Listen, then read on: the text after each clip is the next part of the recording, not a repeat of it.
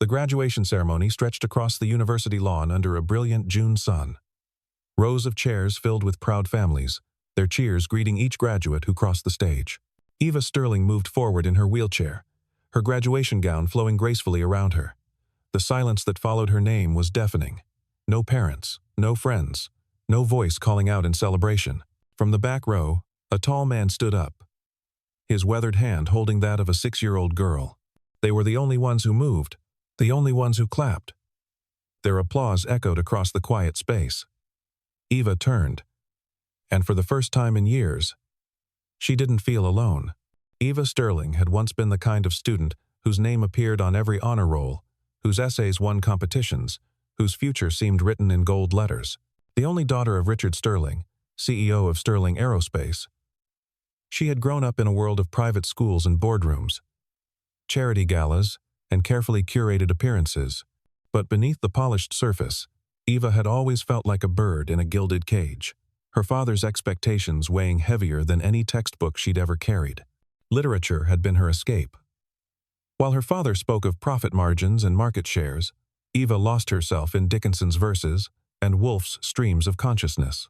She'd chosen to major in English literature against his wishes, a small rebellion that felt monumental at the time.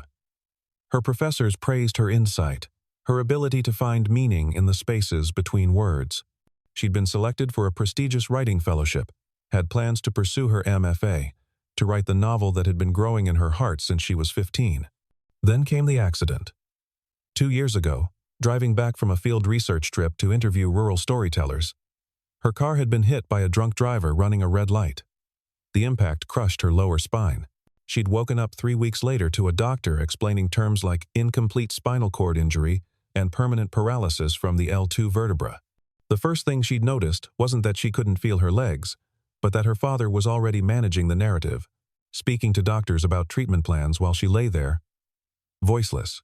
The months that followed blurred together like watercolors in rain. Physical therapy, failed surgeries, endless medications. Her father hired the best specialists, the most expensive equipment, the most qualified caregivers. But what Eva needed space to grieve, time to adjust. Freedom to feel those things couldn't be purchased. Richard Sterling controlled everything. Which friends could visit, which doctors she saw, even which books her aide brought to her room. Her world shrank from university halls to hospital corridors to the confines of their estate. The only light had come 6 months ago when she'd volunteered to read stories at Madison Elementary. It was supposed to be a one-time thing, a favor for her former professor who now coordinated community outreach. But something about those small faces, those eager eyes, had awakened something Eva thought had died in the accident. She'd returned every week, her wheelchair becoming less of a barrier and more of a unique throne from which she spun tales of adventure and hope. Daniel Carter existed in a different universe entirely. 35 years old, he carried himself with the quiet authority of someone who'd seen too much but refused to let it break him. His shoulders bore invisible weight, the memory of brothers in arms, missions completed and failed, the price of service that civilians would never understand. Once, he'd been Captain Carter, leader of an elite Air Force Special Operations unit. Now, he was just Daniel, a technician who fixed HVAC systems and went home to the only mission that mattered anymore. His daughter Lily was 6 years old, all bright eyes and boundless curiosity. She had her mother's delicate features, but her father's unwavering spirit. Sarah had died bringing Lily into the world. Complications that no one had seen coming, leaving Daniel to navigate parenthood alone. He'd learned to braid hair from YouTube videos, to distinguish between tears that needed band-aids and tears that needed patience. Lily didn't remember her mother, but Daniel made sure she knew Sarah through stories, through the lullabies he'd learned to sing, through the garden they planted together every spring with Sarah's favorite flowers. The past was a locked room Daniel never entered. His military career, the medals in a box in the attic. The brothers, he'd lost all of it, stayed buried beneath the daily routine of packed lunches and bedtime stories. He never spoke of Eagle Fire, never mentioned Richard Sterling's name, never explained why a decorated special operations officer was now fixing air conditioners for a living. Some truths were too dangerous to voice, some battles too costly to fight when you had a daughter to protect. Lily had been the one to drag him to the graduation ceremony. She'd won an essay contest writing about someone who inspires me, choosing the lady in the wheelchair who'd visited her class to tell stories. Eva's voice painting pictures of faraway lands, her eyes holding sadness that even a 6-year-old could recognize. Her smile, when Lily asked endless questions, it had all gone into a child's honest prose that had somehow won first place. The prize included an invitation to the university's graduation, where Lily would read her essay before the ceremony. Daniel had tried to decline politely, but Lily's determination was a force of nature inherited from both parents. After the ceremony dispersed and families gathered for photographs, Eva wheeled herself to a quiet spot behind the auditorium. The stone bench there had been her refuge during undergraduate years, a place to read between classes.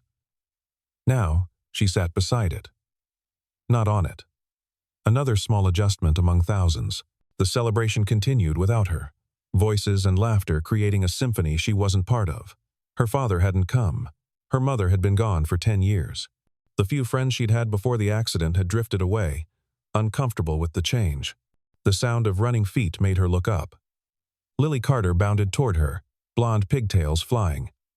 A piece of paper clutched in her small hands. Behind her, moving with measured steps, came Daniel. Eva recognized them from the ceremony, the only ones who'd applauded. Lily skidded to a stop, just short of the wheelchair. Suddenly shy, she held out the paper, a crayon drawing of a woman with yellow hair sitting in a chair with wheels. But rising from the chair was the same woman with wings, soaring above clouds. "I made this for you," Lily said, her voice small but determined. "Because in your stories, everyone can fly." Eva took the drawing with hands that trembled slightly. No one had given her art that wasn't commissioned by her father, approved by committee. This simple crayon drawing meant more than any of those. "Thank you," she whispered. Then louder, "Thank you, Lily. It's beautiful." Daniel stepped forward then, and Eva truly saw him for the first time. Tall, broad-shouldered, with the kind of stillness that came from hard-won peace. His eyes were gray, storm clouds with sunlight behind them. There was something familiar about his face, though she couldn't place it. He extended his hand, calloused from work. "Daniel Carter," he said simply, "Lily's father. She insisted we come congratulate you properly." The name hit Eva like cold water. Daniel Carter. She'd seen that name before. In her father's study. In files marked confidential. Her hand froze halfway to his. The silence stretched between them, loaded with unspoken recognition. Daniel's expression didn't change, but something shifted in his eyes. Not surprise, but resignation. "You know who I am," Eva said. "I know who your father is," Daniel replied carefully. "I came because of Lily, nothing more." But even as he said it, their eyes held questions neither could voice. Lily, oblivious to the tension, had discovered a butterfly and was following it with delighted exclamations. Eva watched the child's innocence, then looked back at Daniel. There was no anger in his face, no accusation, just a weariness that spoke of battles fought and lost. "Daddy, can Miss Eva come get ice cream with us?" Lily called out. "Please. You promised we could celebrate after." Daniel looked at his daughter, then at Eva. The smart thing would be to make excuses, to leave now. But Lily was already taking Eva's hand, chattering about her favorite flavors. And Eva, who'd been alone in crowds for 2 years, found herself nodding. "If your father doesn't mind," she said quietly. Daniel studied her for a long moment. Whatever he saw in her face, loneliness that matched his own, perhaps, or genuine kindness toward his daughter, made him nod slowly. "There's a place 2 blocks over. Nothing fancy." They made an unlikely trio moving down the sidewalk, the man walking slowly to match the wheelchair's pace, the child skipping between them, and Eva navigating curbs she'd never noticed before. The ice cream shop was indeed nothing fancy, just a local place with mismatched chairs. But it was real in a way Eva's life hadn't been for years. The name Eagle Fire had become synonymous with failure in certain military circles, though the full truth was buried beneath classified stamps and redacted documents. 7 years ago, Daniel had led a 6-man team into hostile territory, tasked with extracting 2 journalists who'd been taken hostage by insurgents. The intelligence had been solid, the plan meticulous. Daniel had spent weeks preparing, studying satellite images, coordinating with local assets, drilling his team until every movement was muscle memory. The compound was supposed to be lightly guarded. Their intelligence indicated a window between guard shifts, a vulnerability they could exploit. Daniel's team had moved like shadows through the desert night, reaching the extraction point exactly on schedule. But when they breached the compound, they found it empty.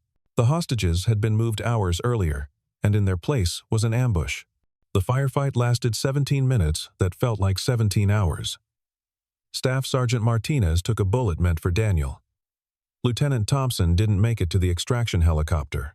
2 good men, 2 friends, 2 futures, erased because someone had leaked their operational timeline. Daniel's after-action report had been thorough, highlighting the intelligence failure, the clear evidence of a leak from within the command structure. He'd identified security vulnerabilities, traced the information chain, presented evidence that pointed to gross negligence at minimum, treason at worst. The report went up the chain of command and disappeared. 3 weeks later, Daniel was called before a review board. The official verdict was operational failure due to commander error.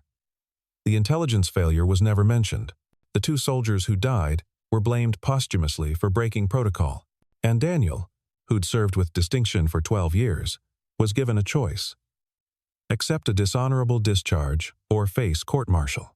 The signature on his discharge papers belonged to Richard Sterling, then serving as Deputy Secretary for Defense Procurement. Sterling had needed a scapegoat to protect the defense contractors and intelligence officials who'd actually failed.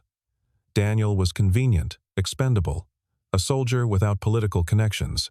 Daniel had thought about fighting, about going to the press. But then Sarah had told him she was pregnant. And suddenly he had something more important than his reputation to protect. He'd signed the papers, packed his uniforms away, and never spoke of it again. The truth would have changed nothing for the dead, and would have only endangered the living. Richard Sterling probably never thought about Eagle Fire anymore. For him, it had been a problem to manage, a potential scandal to bury. He'd never met the mothers who'd received folded flags, never stood at the graves of men who'd died believing in their mission. Daniel carried those ghosts every day, not because he'd failed them, but because he'd been forbidden to give them justice.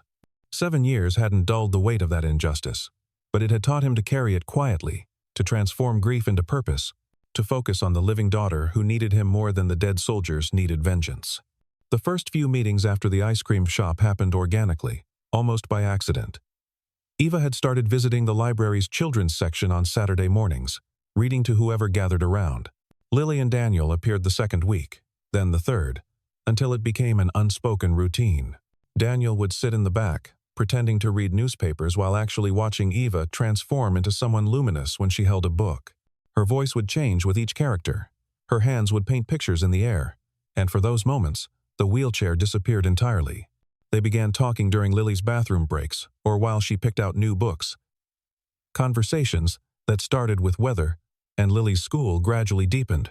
Eva learned that Daniel woke at 4:30 every morning, a habit from military days he couldn't break. Daniel discovered that Eva painted at night when insomnia struck, that her apartment's walls were covered with canvases depicting skies she couldn't reach. "Why aviation engineering?"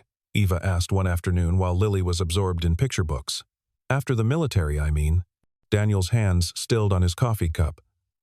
"Needed something with clear problems and fixable solutions. Machines are honest. They don't work. You figure out why. You fix them. No politics, no classified failures."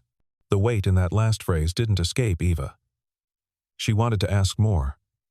But Lily returned with an armload of books about dragons. And the moment passed. Another Saturday, Daniel mentioned Sarah, not in the past tense way he usually did, but present and vivid. "She would have loved your reading voice," he said suddenly. "Sarah, I mean. She was always reading to her belly when she was pregnant with Lily. Said the baby needed to know stories were waiting." Eva's eyes glistened. "Tell me about her." So he did. About the nurse who'd challenged him at pool in a bar near base, who'd beaten him 3 games straight, then agreed to a date. About her laugh that could fill empty rooms, her stubborn streak that rivaled his own, her dreams of opening a clinic in underserved communities. About the pregnancy they'd celebrated, the nursery they'd painted yellow. About how she'd been his anchor during the worst of the Eagle Fire aftermath, how she'd believed in him when the world labeled him a failure. The doctors said it was an amniotic fluid embolism, Daniel said quietly. 1 in 40,000 chance. Nothing anyone could have done. She got to hold Lily for 6 minutes, made me promise to tell our daughter she was loved every single day. Eva reached across the table and took his hand, not in pity, but in understanding. Loss was a language they both spoke fluently. Her fingers were soft against his calloused palm, and neither pulled away. Lily looked up from her book, saw their joined hands, and smiled before returning to her dragons. They talked about the accident only once, on a day when rain kept everyone else away. Eva described waking up to a body that no longer obeyed, to legs that felt like they belonged to someone else. The drunk driver had walked away uninjured, had served 6 months, had sent a letter of apology that her father had burned before she could read it. The worst part wasn't the chair, Eva said, watching rain streak the windows. It was how everyone started seeing me as broken, like I'd become the injury, instead of a person who'd been injured. Dad especially. He went from controlling to suffocating. Daniel understood that too. The way people's perception could cage you more than any physical limitation. He'd gone from decorated officer to disgraced soldier overnight. Watched friends cross streets to avoid him. Some prisons didn't have bars. As weeks turned into months, their Saturday meetings evolved into something neither had expected. Coffee during the week while Lily was at school. Text messages about books Daniel thought Lily would like. Phone calls when Eva's insomnia struck, and Daniel was already awake from old habits. They were building something delicate and unnamed, a connection that transcended their complicated histories. Richard Sterling arrived at Daniel's apartment on a Tuesday evening without warning. Daniel had just finished helping Lily with homework when the knock came 3 sharp raps that spoke of authority. Through the peephole, he saw a face he'd only encountered in photographs. Older now, silver-haired, but still carrying the same cold efficiency that had signed away Daniel's career 7 years ago. Daniel opened the door but didn't invite him in. They stood there, threshold between them. 2 men who'd been connected by destruction but had never actually met. Richard's suit probably cost more than Daniel made in a month. Everything about him screamed power. "Mr. Carter," Richard said, as if the name itself was distasteful. "I think we need to discuss boundaries." "Lily, go to your room," Daniel said quietly. His daughter looked between the men, sensing danger, and retreated. Only when her door clicked shut did Daniel speak again. "Say what you came to say." Richard's smile was razor-thin. "You know who I am. You know what I can do. I've already ended your career once. Don't make me be more thorough." "I'm not making you do anything," Daniel replied. His voice steady. "Your daughter is an adult who makes her own choices. My daughter is vulnerable, injured. She doesn't need complications from someone with your history." The word history hung between them like a loaded weapon. Daniel could have argued, could have pointed out the irony of Richard Sterling talking about complications when he'd been the one to bury the truth about Eagle Fire. Instead, he simply said, "Eva knows exactly who I am." Richard's composure cracked slightly. "Does she? Does she know about the 2 soldiers who died under your command? About the failure that cost? The failure that you manufactured to protect your defense contractor friends?" Daniel's voice remained level, but his hands clenched. "The men who died because someone in your office leaked operational details 7 years ago?" "Yes, Mr. Sterling. Let's talk about that history." The silence stretched taut. Richard's face had gone pale. Before he could respond, another voice cut through the tension. "Yes, let's." Both men turned. Eva sat in her wheelchair at the end of the hallway, having arrived so quietly they hadn't heard the elevator. Her face was composed, but her eyes blazed with fury. "Eva," Richard started, shifting immediately into the paternal tone he used for public appearances. "You shouldn't be here. Let me handle." "Handle?" Eva's laugh was bitter. "Like you handled Eagle Fire? Like you handled my accident? Like you've handled every single aspect of my life since Mom died." She wheeled closer, positioning herself between the 2 men. "To Daniel," she said, "take Lily and go to the park. I need to talk to my father alone."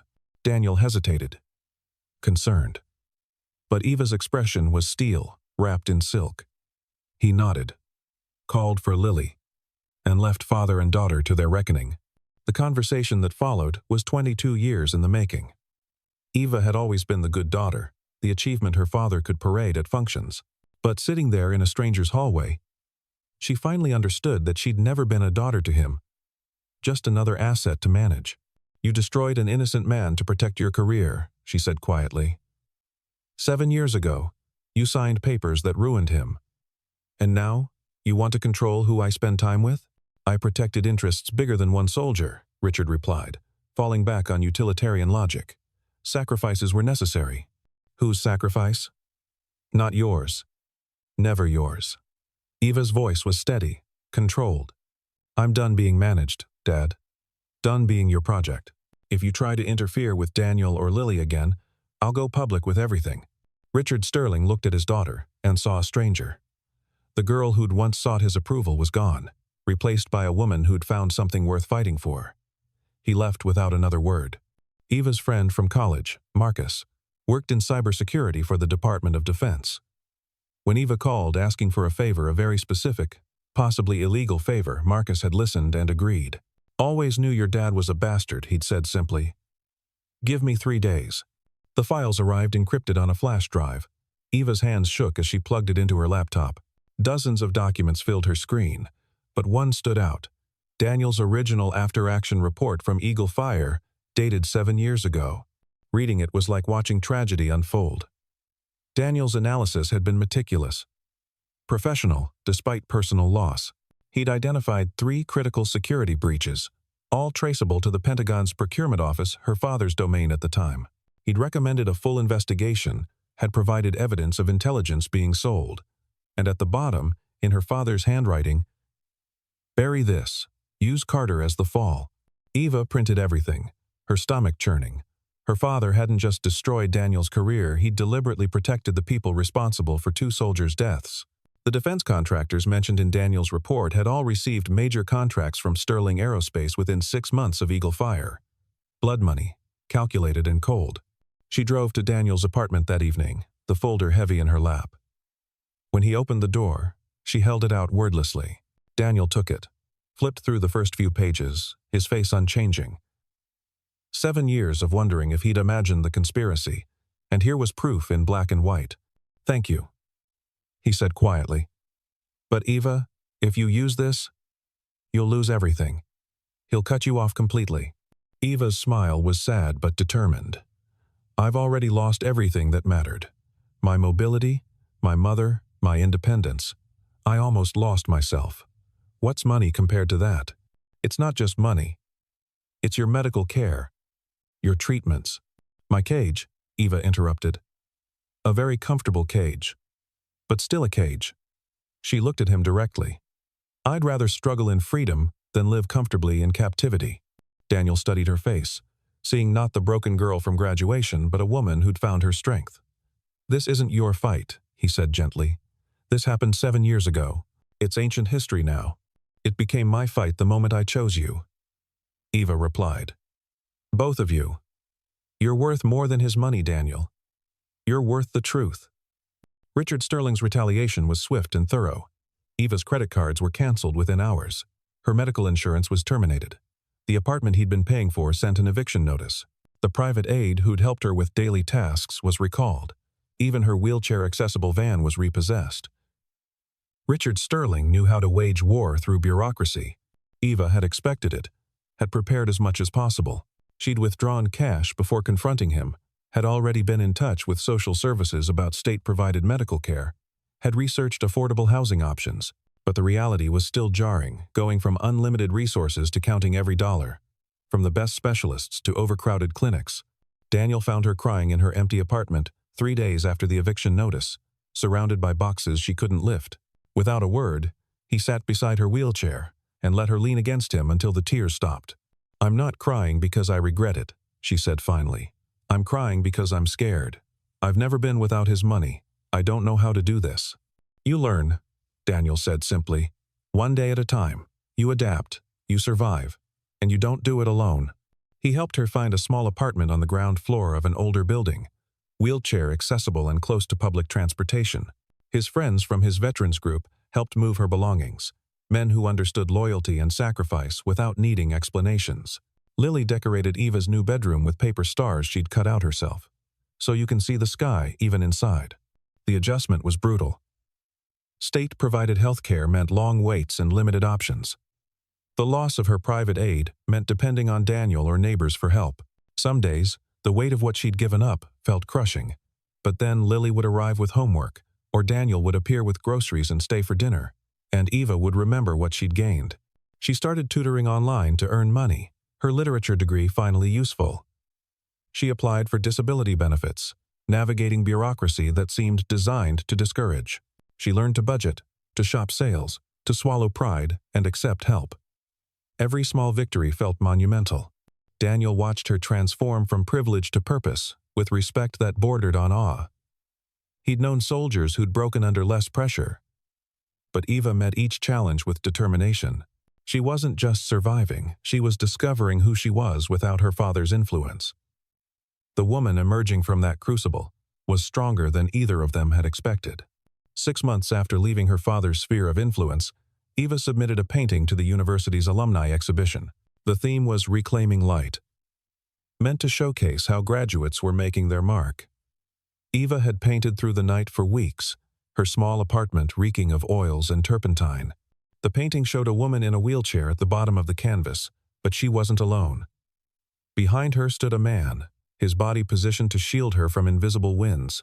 In the distance was a child with arms outstretched like wings. The entire piece was suffused with light that seemed to come from within the figures rather than from any external source. The exhibition opening drew a modest crowd. Eva had debated attending, knowing her father might show up. But Lily had made her a crown of dandelions that morning, declaring her the queen of art, and Daniel had worn his only suit, and somehow their presence made everything else irrelevant. Eva was scheduled to speak about her piece. When her turn came, Daniel pushed her wheelchair to the small platform, while Lily stood beside them, wearing her best dress. This painting is about finding light, not in spite of darkness, but because of it, Eva began, her voice carrying across the hushed gallery. We all break, some visibly, some invisibly, but we all carry fractures. The question isn't whether we'll break, it's who stands with us. In the breaking, she talked about loss transforming into connection, about strangers becoming family, about love growing in unexpected soil. She didn't mention her father by name, didn't speak of eagle fire or sacrifices or betrayal, but those who knew understood. I cannot walk, Eva concluded, looking directly at Daniel and Lily. But I am not fallen. I cannot run, but I am not still. I cannot stand, but I am not alone. That's what this painting is about, the people who become our legs when ours don't work, who become our wings when we forget we can fly. The applause was genuine, warm, sustained. Several people approached afterward to discuss purchasing the piece, but Eva politely declined. This painting wasn't for sale. It was a declaration, a promise, a love letter to the family she'd chosen. What Eva didn't know was that Richard Sterling stood in the back of the gallery, having slipped in after the lights dimmed. He watched his daughter speak with confidence he'd never seen, watched her smile at the man he'd tried to destroy 7 years ago, watched her light up when the little girl whispered something in her ear. For the first time in his life, Richard Sterling saw his daughter not as an extension of himself but as her own person. His eyes grew wet, something that hadn't happened since his wife's funeral. For the first time, he wondered if his version of protection had actually been prison. He left before the lights came up, before anyone could see him, but not before taking a long look at the painting, at the way the three figures seemed to complete each other, at the light that came from within rather than without. It was, he realized, with something approaching humility, the first true thing his daughter had ever created. The tears that fell as he walked to his car were for all the years he'd missed, all the genuine moments he'd controlled out of existence. The park was Lily's favorite, with its duck pond and climbing structures. Daniel had suggested they come here after the exhibition, had packed a picnic dinner. Lily had run off to feed the ducks, leaving Daniel and Eva in comfortable silence as the sun began its descent toward the horizon. I need to tell you something, Daniel said suddenly, his voice carrying weight. About that first day, at your graduation, I knew who you were. I'd seen your picture after the accident. I almost didn't come. But Lily had written that essay about you, about how you made stories come alive, even though you couldn't stand up. She said you were magic, sitting down. Eva smiled softly. She wasn't wrong. No, Daniel agreed. She wasn't. But, Eva, I need you to know I never approached you because of your father.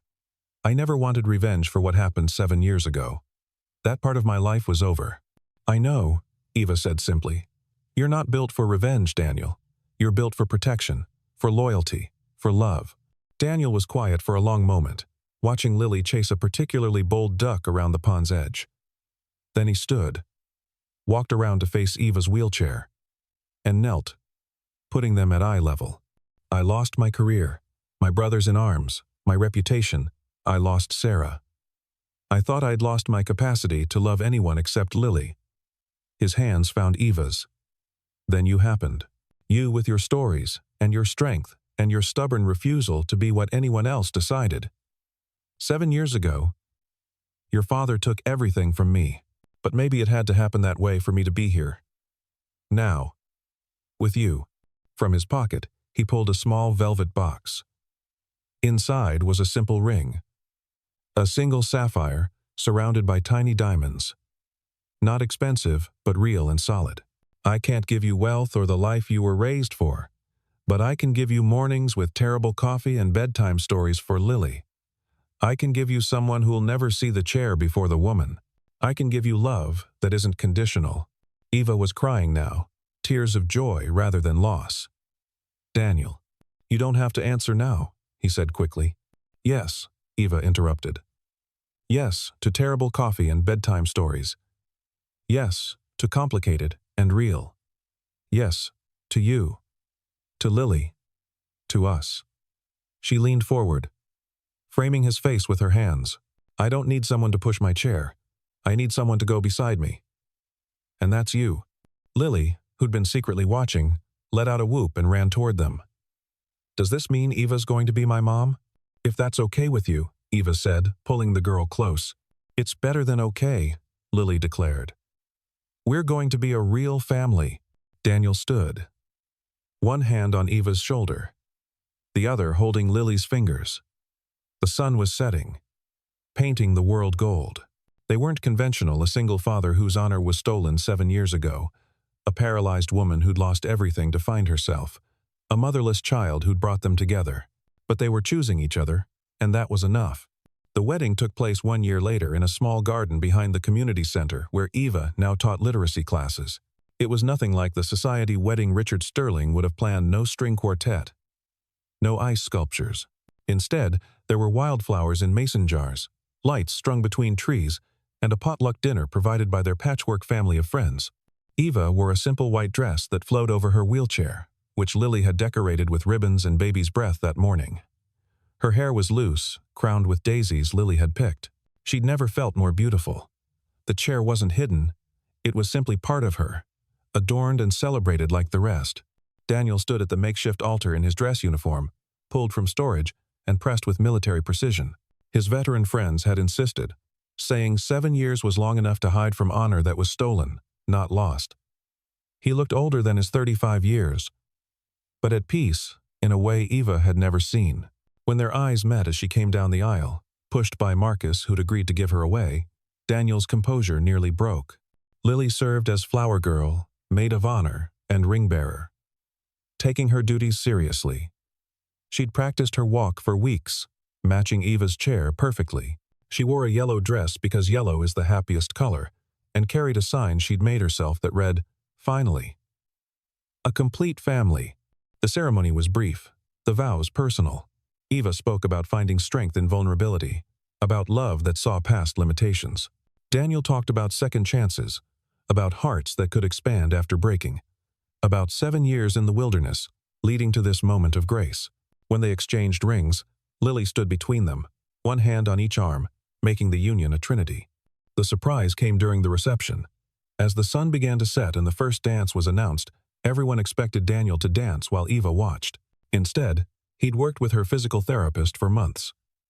With Daniel's support and a special harness hidden beneath her dress, Eva stood. Not for long, but she stood, her arms around his neck, his arms supporting her, and they swayed together to a song about coming home. There wasn't a dry eye in the garden. Marcus captured it on video, calling it the most beautiful 30 seconds I've ever filmed. But for Eva and Daniel, the world had disappeared. There was only the music, the gentle sway, the miracle of being held. As the song ended, and Daniel helped Eva back to her chair, a movement at the garden's edge caught her eye. Richard Sterling stood in the shadows, uninvited, but present. Their eyes met across the distance.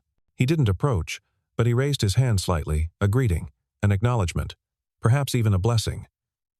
Then he turned and left, leaving behind an envelope on the gift table. Inside was a deed to a house, fully accessible, in both Eva and Daniel's names, and a note. I was wrong about many things, but you were never one of them. Be happy. R.S. There was also a second document, a letter to the Pentagon, requesting a review of the Eagle Fire incident from 7 years ago, with Richard's full confession of his role in the cover-up. It wouldn't restore Daniel's rank or erase the years of struggle, but it would clear his name. Eva showed both documents to Daniel later, after the guests had gone, and Lily had fallen asleep against Eva's shoulder. He's trying, she said quietly. Too little, too late? Daniel asked, no judgment in his voice. Maybe, Eva admitted. But it's something. And after 7 years of nothing, something feels like everything. They spent their wedding night in their new home, the three of them camping in the living room because the bedrooms weren't furnished yet. Lily made a fort of moving boxes, declaring it the castle of the Carter family. They told stories by flashlight, ate leftover cake for midnight breakfast, and fell asleep in a pile of pillows and possibility. The morning sun streamed through empty windows, painting geometric patterns on the hardwood floors. Eva woke first, Daniel's arm around her waist, Lily's small body curled against her other side. She couldn't feel her legs, would never feel them again, but she felt held, she felt whole, she felt home. Outside, birds began their morning chorus. A delivery truck rumbled past. Church bells marked the new day. It was an ordinary Sunday morning, but for the family waking in the unfurnished house, it was the first morning of their extraordinary life together. Daniel stirred, pressed a kiss to Eva's temple. Morning, Mrs. Carter. Morning, Mr. Carter, she replied, smiling against his shoulder. Lily woke with a dramatic yawn, immediately launching into plans for their first full day. They needed furniture and groceries and pictures on the walls. They needed to explore the neighborhood and find the best places for Lily to play. They needed to make this house a home. As they prepared breakfast on a camping stove, laughing at the absurdity of their empty kitchen, Eva thought about the journey that had brought them here. The loneliness of that graduation day seemed like a lifetime ago. The woman who'd sat alone had been transformed not by miracle cures, but by the simple act of being chosen. She watched Daniel teaching Lily to flip pancakes, both covered in flour, and felt her heart expand. They were an unlikely family, forged from loss and betrayal and hope. Daniel still carried ghosts from 7 years ago. Eva still faced daily challenges. Lily still missed the mother she'd never known. But together, they were writing a new story. One where wheelchairs could dance, where broken things became beautiful, where love was not despite damage but because of the courage it took to trust after breaking. The pancakes were slightly burned. The orange juice was warm. The camping chairs creaked. But as they ate their imperfect breakfast in their empty house, they were complete. They were chosen. They were home. Later, as they unpacked boxes, Eva found herself thinking about the painting from the exhibition, now hanging in their living room. The three figures supporting each other, creating their own light. She'd painted their future before she'd known it was possible. What are you thinking about? Daniel asked, noticing her distant expression. Happy endings, Eva replied. How they're not really endings at all. Just places where one story stops, so another can begin. Lily looked up from unpacking her stuffed animals. Will you tell us a story tonight, Mom? About princesses and dragons? Mom. The word still sent warmth through Eva's chest. Every night if you want, she promised. And Daddy can do the voices, Lily decided. He's good at dragon voices. Daniel demonstrated his dragon voice, sending Lily into giggles. Eva watched them, her husband and daughter, and thought about all the stories they'd tell in this house. Stories of love that didn't require fixing. Stories of families that chose each other. Stories of women who couldn't walk but soared anyway. Of men who'd lost honor but found grace. Of children who bridged worlds with innocence. The sun tracked across their new home throughout the day, marking time not in loss but in laughter. By evening, they'd managed to assemble one bed and locate the box with sheets. They ordered pizza from a place that didn't know their names yet but would soon. They sat on the floor, backs against the wall, and watched the sunset through their window. "We did it," Eva said softly. "We really did it." "Did what?" Daniel asked, threading his fingers through hers. "Made it through. Found each other. Built something new from all the broken pieces." "We're not done building," Daniel reminded her. "This is just the foundation." Eva smiled, thinking of all the days ahead. There would be hard days, days when the chair felt like a prison. When ghosts from 7 years ago grew loud. When they'd have to explain to Lily why some families looked different. But there would be more days like this, days of choosing each other, of building together, of love that transformed sacrifice into strength. As the stars emerged, the Carter family prepared for their first night in their new home. Daniel carried Eva up the stairs. They'd install the lift next week, while Lily ran ahead to prepare their bed with every pillow. They brushed teeth at a sink, surrounded by boxes, told stories in voices that echoed off empty walls, and settled into sleep wrapped around each other like quotation marks around their favorite sentence. The house was quiet, except for the settling of new wood and the whisper of wind through trees. Somewhere in the walls, the foundation held steady, built to weather storms. Like the family sleeping within, it was new but solid, empty but full of promise, a structure waiting to become a story worth telling. And in the morning, when sun and birds woke them again, they would continue writing that story, word by word, day by day, choice by choice. A man who'd lost his honor 7 years ago and found his heart. A woman who'd lost her legs and found her wings. A child who'd lost her mother and found her family. Together, they were more than the sum of their broken parts. They were whole. They were home. They were loved. Tomorrow, there would be furniture to buy and neighbors to meet, doctor's appointments and job interviews. There would be all the mundane magic of making a life together. But tonight, in their castle of boxes and dreams, they had everything they needed. They had each other. They had hope. They had love that had survived the worst 7 years of injustice, 2 years of paralysis, 6 years of single parenthood, and chosen to believe in better. And somewhere, perhaps, Richard Sterling stood at his office window, looking out at a city full of strangers, understanding finally what he'd traded for power. 7 years ago, he destroyed a man to protect a system. Today, that man was holding his daughter, loving her in ways Richard never had. His signature had caused so much damage, but from that destruction, something beautiful had grown. Not forgiveness, not yet, maybe never, but life, continuing despite him, because of him, beyond him. The woman in the wheelchair. The man dishonored 7 years ago. The motherless child. They'd found each other in the ruins and built something new, something stronger. They were proof that love wasn't about perfection but about presence, not about wholeness but about holding, not about standing but about staying. And they stayed. Through that first night, and all the nights that followed. Through seasons of struggle and moments of joy. Through the ordinary, extraordinary days of a family that had chosen to be family. They stayed, and loved, and lived, writing their story in the small actions that make a life worth living, a love worth giving, a future worth believing in. 7 years of waiting for justice. 2 years of learning to live without walking. 6 years of raising a daughter alone. All those broken roads had led here, to this moment, to this family, to this love that was worth every moment of pain that preceded it. The end was really just the beginning. Of everything. Of always. Of home.